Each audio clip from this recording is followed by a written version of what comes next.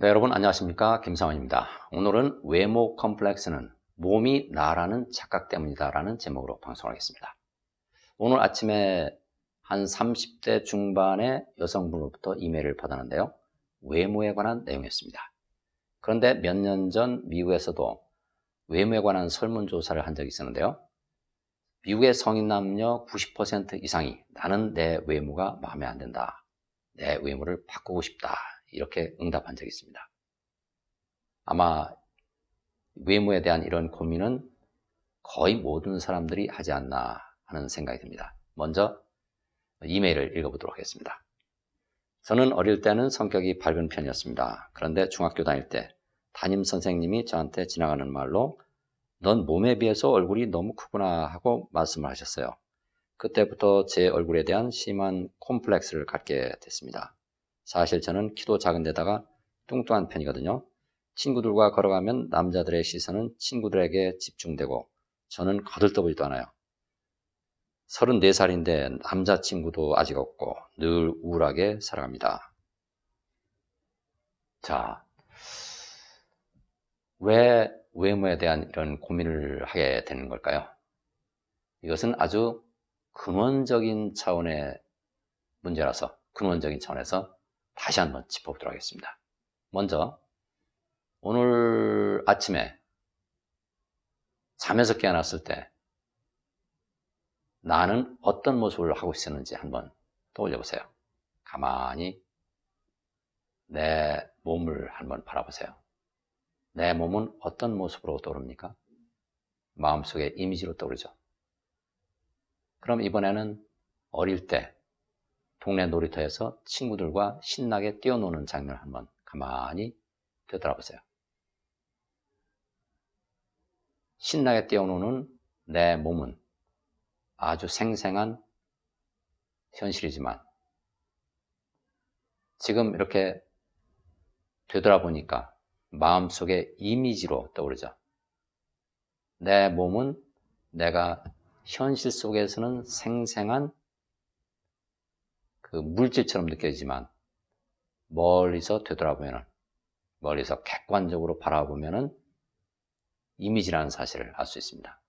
그럼 지금 여러분께서는 아마도 이제 유튜브를 보고 계실 텐데요. 유튜브를 보는 내 몸을 30년, 40년 뒤의 시점에서 가만히 되돌아본다고 상상을 해보세요.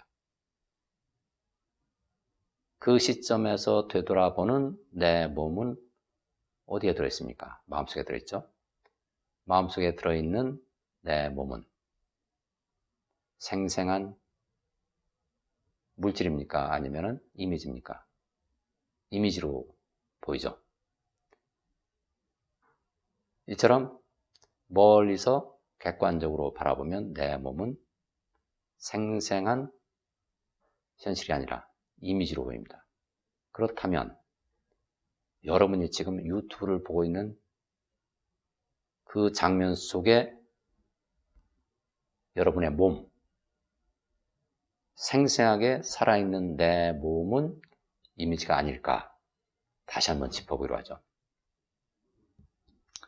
여러분은 육안으로 사물의 앞면만 바라보고 있습니다. 한쪽 면만 바라보고 있어요. 저도 마찬가지고요. 저도 제 몸의 앞쪽 면만 바라보고 있어요. 이 거실에 앉아 있는데 거실에 있는 모든 사물들의 앞쪽 면, 한쪽 면만 바라보고 있습니다. 한쪽 면만 바라본다는 얘기는 이미지를 바라보고 있다는 얘기거든요. 이 사물들의 뒤쪽 면이라든가 옆쪽 면이라든가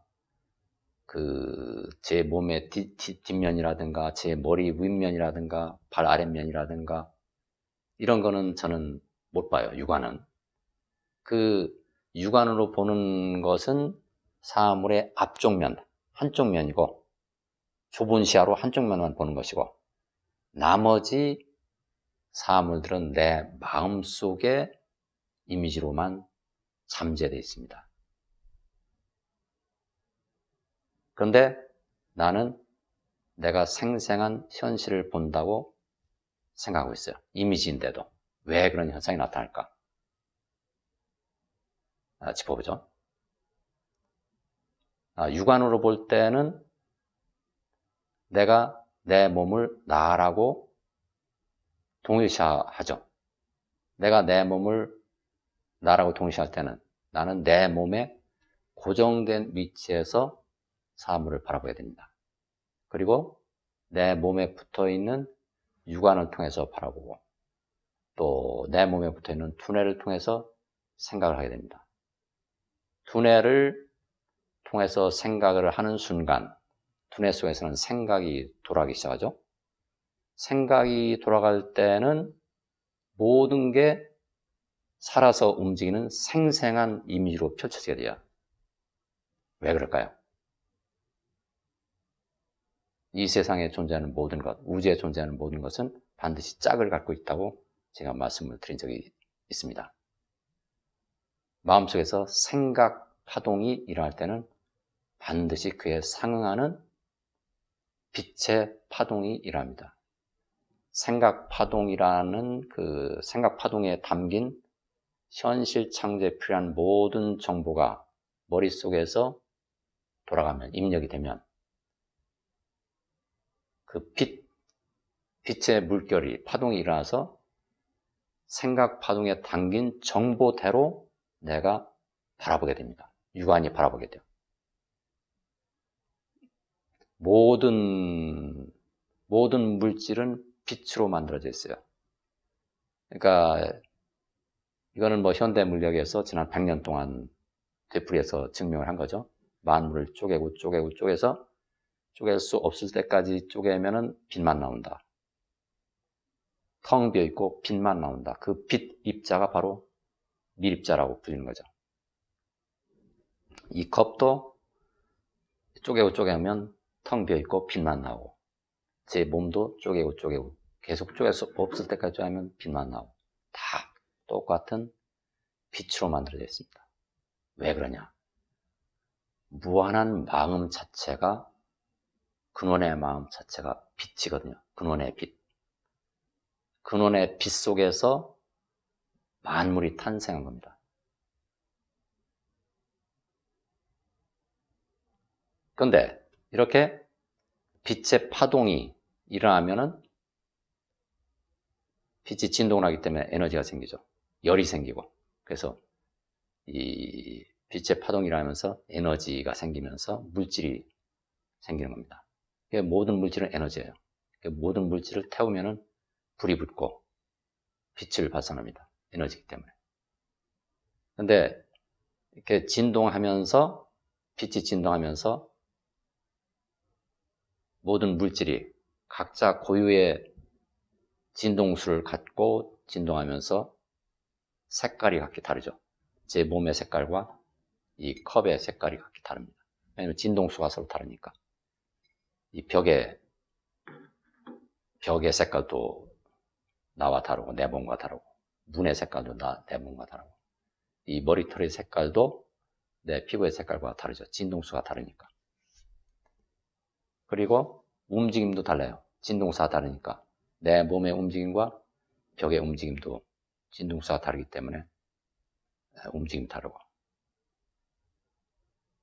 그래서 서로 분리된 느낌을 주죠. 제가 이 컵을 잡으면 이 컵은 나와 분리되어 있다는 착각을 줍니다. 왜냐하면 이 컵의 진동수와 내 몸의 진동수가 다르거든요.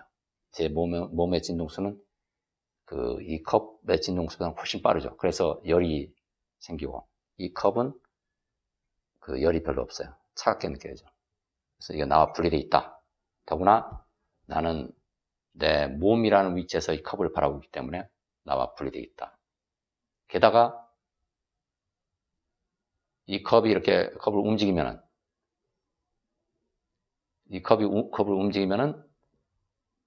컵이라는 이미지는 다른 배경이 되는 이미지와는 분리되어 있다는 착각을 주죠.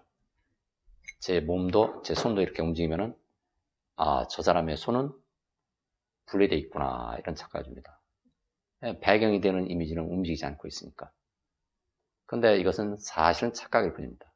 다 하나의 마음속에 들어있는 한 장의 이미지죠. 한 장의 이미지인데 한 장의 이미지 속에 들어있는 쪼개진 이미지가 각기 다른 진동수로 움직이기 때문에 그리고 다른 색깔을 갖고 있고 다른 모양을 갖고 있기 때문에 분리되어 있다. 이렇게 착각을 하는 겁니다. 그래서 아인슈타인은 모든 물질은 실제로는 존재하지 않는다. 모든 물질은 사실은 빛의 진동이다. 그런데 빛의 진동수가 너무 느려져서 육안에 보일 정도로 느려져서 우리가 육안으로 바라보는 것이 바로 물질이다. 이런 말을 했죠. 자, 여러분 이제 몸도 사실은 이미지다라는 사실을 어느 정도 윤곽을 잡으셨죠. 그런데 이 사실을 제대로 이해하고 몸에 뵐 때까지 되풀이해서 반복해서 그 명상을 해보시는 게 좋습니다.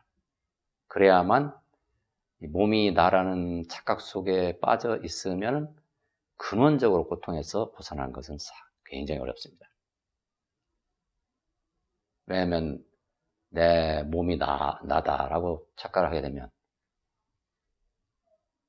나는 남과 분리되어 있고 분리되어 있기 때문에 남들이 두렵고 남들이 어떤 생각을 하는지 나를 어떻게 평가하는지 늘 눈치를 보게 되고 의식을 하게 되고 또 내 몸을 남의 몸과 비교를 하게 되고 나는 키가 작다, 또 뚱뚱하다, 못생겼다 이렇게 착각을 하게 됩니다. 그럼 고통스럽죠. 그건 왜냐하면 그런 고통은 몸이 나라는 착각 때문에 일어나는 거예요. 모든 것은 마음속의 홀로그램입니다. 나를 괴롭히는 상사도 나보다 잘생긴 것처럼 나보다 더 예쁜 것처럼 보이는 다른 사람도 사실은 내 마음속의 홀로그램이다.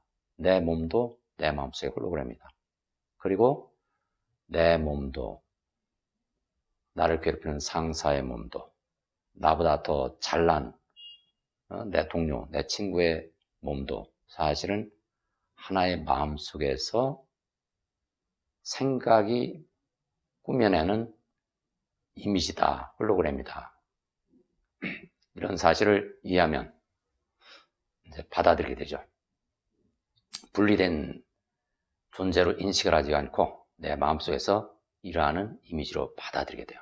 받아들이면 부정하지 않고 부정하지 않으면 부정적인 생각이 사라지고 부정적인 감정이 사라지고 이렇게 되는 거죠. 여러분이 영화를 볼 때 어떻습니까? 영화관에서 상영되는 영화관의 스크린 위에서 상영되는 그 이미지 속에는 등장인물들의 이미지도 있고 건물의 이미지도 있고 그 거리의 이미지도 있고 그 한 장의 이미지 속에서 그 등장인물들의 이미지 그 각 부분이 되는 이미지들이 서로 각기 분리된 것처럼 이렇게 움직이죠. 한 장의 이미지인데도 불구하고 분리된 이미지처럼 착각을 일으킵니다. 왜냐하면 각 이미지들이 움직이는 그 속도가 다르고 모양도 다르고 그러니까요. 그런데 그런 이미지를 볼 때마다 감정이 일어나죠. 영화를 볼 때 감정이 일어나지 않습니까? 꿈도 마찬가지고 꿈도 마음이라는 스크린 위에서 상영이 되는 영화인데 내가 그 꿈 속에 들어가 있을 때는 참 고통스럽기도 하고 그리고 감정이 일어나죠. 근데 인생이라는 영화도 마찬가지입니다. 인생이라는 영화도 그 무수히 많은 그 이미지들이 내 주변에서 펼쳐지잖아요. 내 마음속에서 이렇게 펼쳐지죠. 내 몸도 이미지고 내 주변 사람들도 이미지고 이 모든 현실이라고 내가 생각하는 모든 것들이 다 이미지인데 내가 이미지 속에서 빠져서 살고 있는데 그 이미지를 볼 때마다 감정이 올라옵니다. 왜 그럴까요? 그것은 내 마음속에 풀리지 않은 그 감정의 응어리들이 들었기 때문입니다. 저장이 됐기 때문에요. 수천 년, 수만 년 동안 내 영이 세상 경험을 하면서 다른 사람들과 갈등을 일으키면서 쌓아놓은, 가둬놓은 그런 감정의 응어리들. 이것을 심리학에서는 내면의 자아들이라고 말하기도 하는데요. 그 내면의 자아들은 다 생각으로 만들어진 겁니다. 생각으로 만들어진 거니까 다 생각을 할 수 있죠. 지능도 갖고 있고 독립된 생명체예요. 사람 속의 사람인 거죠. 그래서 내 마음속에는, 이 영의 마음속에는 그 수많은 나들이 들어있어요. 슬퍼하는 나도 있고, 우울해하는 나도 있고, 화내는 나도 있고, 또 외로워하는 나도 있고, 이 나들을 내가 존중을 해주고 인정을 해줘야 됩니다. 이걸 수천 년, 수만 년 동안 내가 이제 억눌러 왔기 때문에 그 억눌린 응어리, 자아들이 자신을 풀어달라고 세상에 또 내 몸을 이끌고 나타나는 겁니다. 그래서 내 마음속에서 일어나는 모든 목소리를 존중해줘야 됩니다. 내 마음속에서 솟아오르는 모든 감정을 있는 그대로 존중해줘야 됩니다. 그걸 또다시 억누르면 또 고통이 반복되는 거죠. 그리고 그 고통은 점점 더 세게 일어나죠. 왜냐하면 억눌리는 기간이 길면 길수록 감정의 응어리는 점점 더 거세지니까요. 그래서 살인자나 성폭행범 이런 끔찍한 범죄자들도 다 자기가 그런 범죄를 일으키고 싶어서 일으키는 게 아니죠. 마음속에서 억눌러 놓은 그 내면의 자아들, 감정의 응어리들이 너무 응어리가 져가지고 더 이상 못 참겠다 하고 겉으로 표출을 시키는 거죠.